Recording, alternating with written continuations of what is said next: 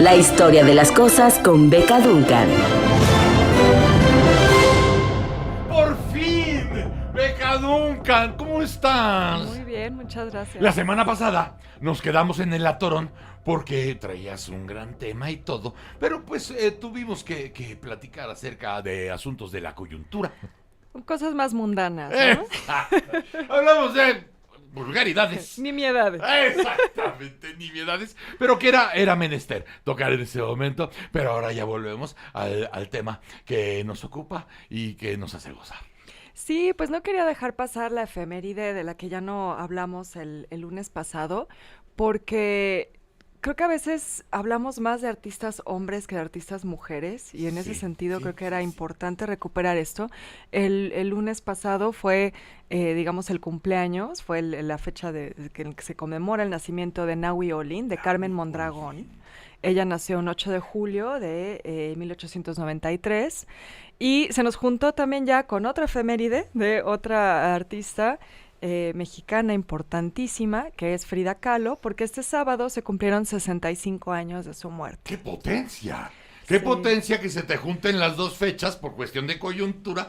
Pero con una tienes para una semana y para otra con otra. Y en una semana se nos juntaron las dos, ¿no? ¡Qué fuerte! Entonces, pues me pareció importante que habláramos de ellas, empezando por Nahui Olin, que como les decía, su nombre es Carmen Mondragón, hija de Manuel Mondragón, un personaje un poco siniestro de la historia de México, general porfiriano. Sí. Estuvo muy involucrado en el asesinato de los hermanos Madero.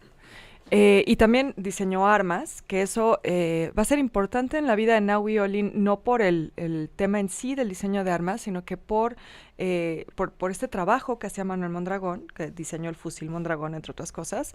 Ellos viajan a París, entonces ella vive su infancia en París, y eso va a ser fundamental para el resto de su vida, porque ahí ella tiene una educación artística y una educación muy vinculada a las humanidades que pues vamos a ver que cuando regresa a México trae como todo ese bagaje encima, también del feminismo, porque es probable, algunos de sus biógrafos y gente que estudia mucho a Carmen Mondragón han hablado de esto, que es probable que en esa época en la que estuvo en Europa haya tenido algún contacto con el feminismo. A lo mejor, bueno, de principio total, porque esa es la gran ironía. O sea, se va ya por la cuestión de las armerías, la cosa de las armas, que era el negocio del papá, ¿no? Para estar empapado y a lo mejor estar dentro del círculo de los que compran y venden. Pero eso hace que tuviera una educación esta niña que no hubiera tenido en otro lado. Sí, exacto. Ella pues estudió en una escuela donde le enseñan pues de literatura, de danza, de pintura. Entonces ella realmente tiene ahí una formación en su infancia que, como digo, va a ser fundamental para el resto de su vida. Y otro estereotipo de mujer.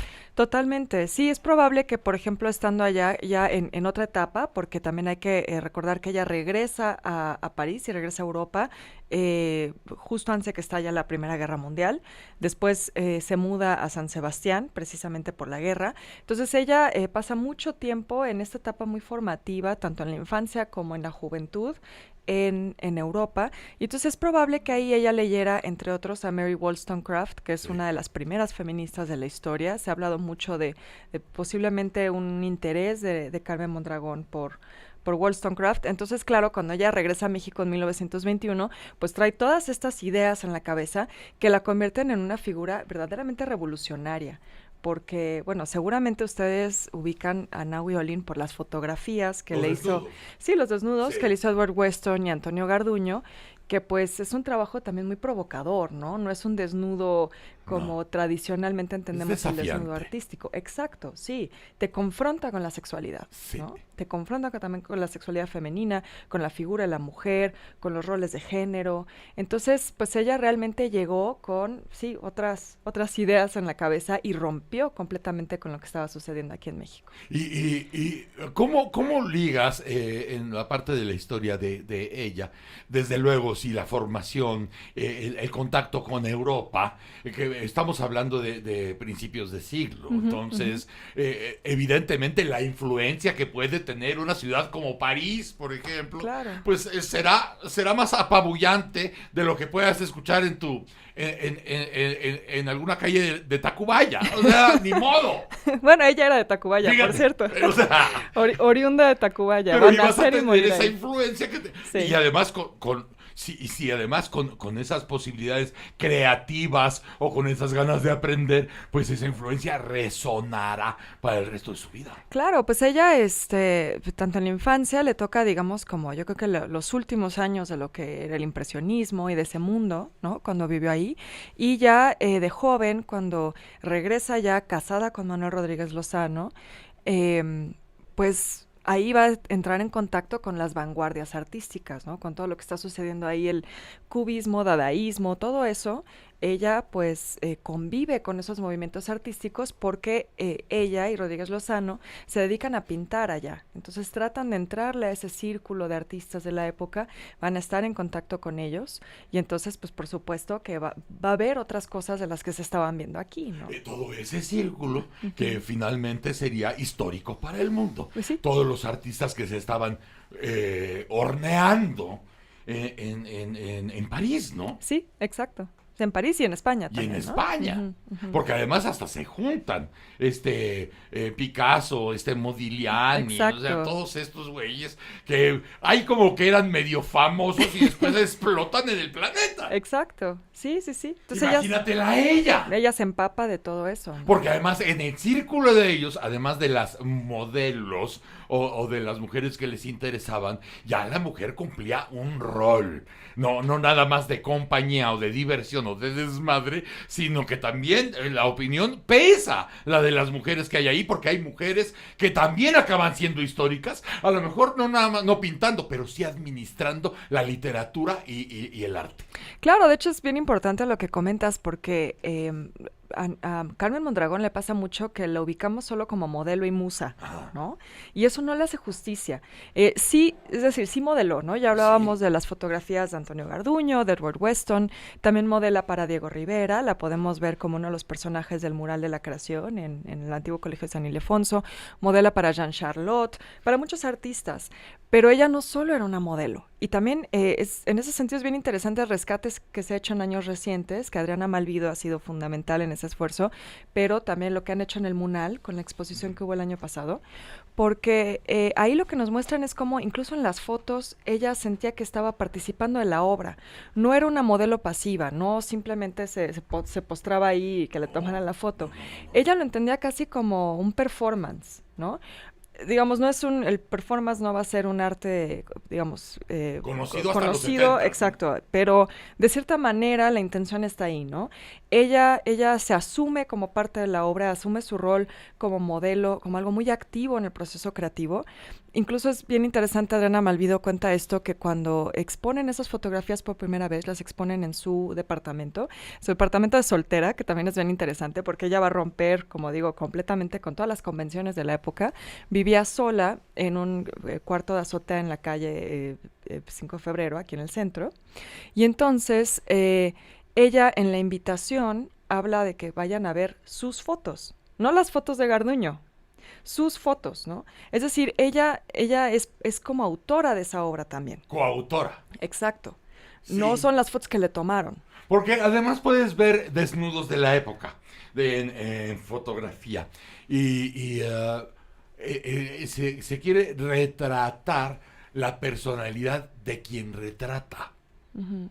Puedes tener un cuerpo muy bonito ahí, una pose sugerente o el manejo de la luz, sí. Pero en las fotos de esta mujer, en sus desnudos, hay una actitud de ¿y qué? Uh-huh. Sí, totalmente. ¿Y qué? Desafiante, ¿no? Sí, y ella... Ni siquiera agresivo, sino sí puntillosa. Uh-huh. No es nada más a ver si le ves los senos o le ves las nalgas, es la actitud. ¿Sí? ¿Y qué? Sí. Sí, es una mujer disfrutando plenamente de su cuerpo. Porque ¿no? Se supone que la mujer de esa época nada más recibe. Uh-huh. Es depositaria uh-huh. de los deseos, las amabilidades del caballero. Entonces, cuando ella voltea la tortilla en la foto, de decir, aquí la foto soy yo, uh-huh. no lo que tú sientes. Exacto. No lo que traes lo que debajo yo quiero del proyectar. Pantalón. Uh-huh. Es el asunto, aquí soy yo. Uh-huh. Sí. Y lo logra. Sí, claro, y además lo vive, es lo Eh. interesante de ella, porque ella vive su libertad sexual al máximo, que también es lo que de cierta forma creo que crea un mito en torno a ella como la loca, ¿no? Como lo que pasó con Tina Modotti, lo que pasa con la misma Frida. Claro, porque una mujer que no se ajusta a las convenciones es más fácil decir, pues está loca, mano. Sí, qué raras son. Que sí. No, a lo mejor el mundo es el que está muy rarito, Exacto. pero las que son señaladas son ellas. Son ellas. Sí. Y ella, por ejemplo, hay anécdotas muy famosas como cuando se bañaba desnuda en los tinacos del convento de la Merced con el doctor Atl, ¿no? Los 5 años que vivió con él. Que vivió con él además 5 años, obviamente en pecado, porque no se casaron. Ella ya se había divorciado de Rodríguez Lozano. Vivieron juntos en el convento 5 años. Y por supuesto la gente los veía, ¿no? Pues el original Acapulco en la azotea. Tal cual, exactamente. Y luego Nahui también... Olin, el doctor Atl, sí. encuerados y Un echándose agua tinaco. del tinaco. No sé, piénsalo. Sí, tú y yo, el tinaco. No sé El qué. convento. Sí, tal cual. Y también va a pintar mucho sus encuentros sexuales con sus amantes después de Doctor Atl, Matías Santoyo, un caricaturista, el capitán Agassino, que era un marino. Ella va a pintar estos encuentros sexuales en ese balcón que tenía en la calle de 5 de Febrero. Entonces ella siempre va a ser muy abierta con sus relaciones, ¿no? Pero también hay que decir que era una pintora bien formada, ¿no? O sea, muchas veces lo que sucede con estas artistas, también sucede con María Izquierdo, con la propia Frida Kahlo, es que descalifican mucho la obra diciendo, ay, ni sabía pintar, ¿no? Porque pintan en estilo naif, es decir, como, Se hizo como famosa por los infantil. escándalos. Ella se hizo famosa por los escándalos, pero su estilo de pintura era como un poco infantil, caricaturesco, ¿no? No es que no supiera pintar, eso es una decisión, ¿no? Y a veces también la obra de Nahui Olin como pintora queda siempre como hecha a un lado porque creen que realmente no tenía la técnica, pero claro que estaba ahí, Pero ¿no? es lo mismo que le dijeron a Picasso. Sí, también. En sus estilos ya más determinantes. Y él decía, es que estoy tratando de pintar como si fuera un niño. Exacto. No quiero interpretar, no quiero copiar. Quiero ver qué me sale como si fuera un niño. Sí, también hay toda esta idea de acercarse a culturas que consideraban primitivas, ¿no? Es decir, como más auténticas. Entonces en México hay un rescate del arte indígena. Picasso, por ejemplo, va a hacer un rescate del arte etrusco, ¿no? Del arte africano. Va a haber también como esa intención de hacer un contacto con lo que consideraban un mundo como más puro y más auténtico, y eso también va a estar en la obra de Nahui Olin. Y también la de Frida Kahlo, que rapidísimo, digo, hay que mencionarla. Sí. Frida, pues, bueno, ya se ha dicho todo de Frida Kahlo, ¿no? Creo. Pero justo ella también hace un arte de estilo naif, ¿no? Como digo, medio infantil, que recupera muchos de los elementos, muy colorido, recupera elementos de las artesanías, del arte popular. Entonces va a ser como la tendencia en ese momento. Y todo esto aderezado por sus tragedias. Sí, de Frida Kahlo, por supuesto. No. Mientras que Nahui Olin disfruta de la vida. Ella en el tinaco, sí, cabrón, ella, ¿no? sí, feliz. Y la otra sí, sufriendo. Una vida muy trágica. La Frida Kahlo desde niña tiene polio, que eso la va a marcar de por vida, porque va a tener pues una pierna más delgada que otra, entonces siempre va a ser un tema. El accidente que tuvo en el tranvía, las 32 operaciones por las que tuvo que pasar. Los abortos. Sí. Que eso solito debe Una ser. relación problemática, difícil. ¡Ay, Diego! Ya te estás con otra vieja. Pues así me conociste, cabrón. Sí. No seas chillón, así me conociste y así me valoraste y me deseaste porque tú me entregaste tu cuero. Sí. Che, Diego. De telenovela, ¿no? Claro. Sí. Y bueno, y ella también va a tener a sus amantes, Pues ¿no? sí, porque ya una vez que no puede enderezar a este cabrón, pues me desenderezo yo, ¿no? Exacto. Sí, entonces, bueno, interesante también cómo estas dos artistas muchas veces las echan como en el saco de las surrealistas mexicanas, porque creemos que todas las pintoras mexicanas eran surrealistas. Y curiosamente ninguna de las dos se asume como tal. Lo mismo le pasa a María Izquierdo también. Que son mujeres que en su obra reflejan mucho su vida, mientras que el arte de Nahui Olin va a ser mucho más alegre, digamos. La obra de Frida Kahlo siempre va a ser muy trágica y siempre va a hablar de todo esto que estábamos comentando, Y ¿no? a lo mejor la enfermedad. tragedia a final de cuentas para la historia funciona muy bien. la tragedia y el contraste con la actitud ante la vida, porque su actitud es fiera, su actitud no deja de ser festiva. Sí, exacto. Sí, a pesar de que su obra sí refleja ese dolor, en vida se habla mucho de una persona que, bueno, su famosa frase viva la vida, ¿no? Sí. Una persona que además gustaba mucho hacer fiestas y comidas en su casa Así y le es, cocinaba a sus y amigos. mucho tequila, Sí, y sí, sí, muchos sí. amigos, Sí. y mucho gozo, Ujú. mucho placer, ¿no? Sí, y también hay que decir de las dos, también muy involucradas en la vida política del Sí. país, ¿no? Tanto Naui Olin como Frida Kahlo van a ser comunistas, van a estar en las ligas de artistas comunistas, van a estar muy involucradas en ese mundo. Pues sí, además es quien le da albergue a Trotsky. Sí, exactamente. Sí, Diego Rivera y Frida Kahlo le dan asilo un tiempito, porque también después Sí, se espantan sí, y pero lo también sacan. pinche Diego a todo el mundo traía, pero donde acomodaban a la gente en las casas de los Kahlo. Sí, sí, exactamente, en la casa de Frida, sí. Porque bueno, él también tenía su otra casa, ¿no? Lo que ahora es el Museo Casa Estudio. Sí, pero hay como, es para el maestro, Sí, ¿no? El sí, sí, maestro. exacto, era su taller, su casa de soltero. Exactamente. Ujú. Ahí como que estaba como respetado el asunto. Y en las casas de Frida es donde llegaban los amigos, Sí. donde recibían a los rusos, donde tenían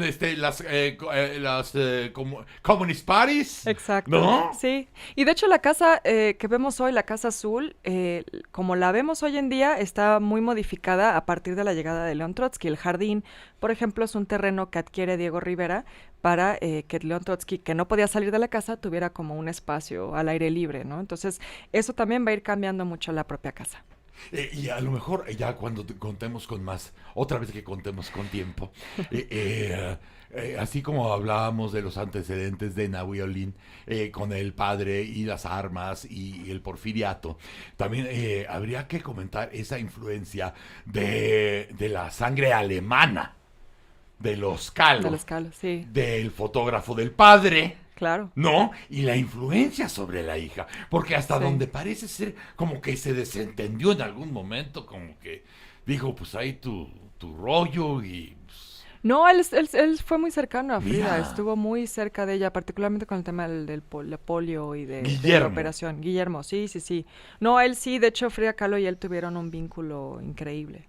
O sea, sí lo hubo. Sí, sí, sí, sí. Fíjate, habría que platicar también de esa, Sí, de claro. esa parte de la película, pero ya tú dirás cuándo. Sí, ya eventualmente llegaremos al tema. Muchas gracias. No, Beca. gracias a ti, Qué gracias a gusto de ustedes. verte, gracias.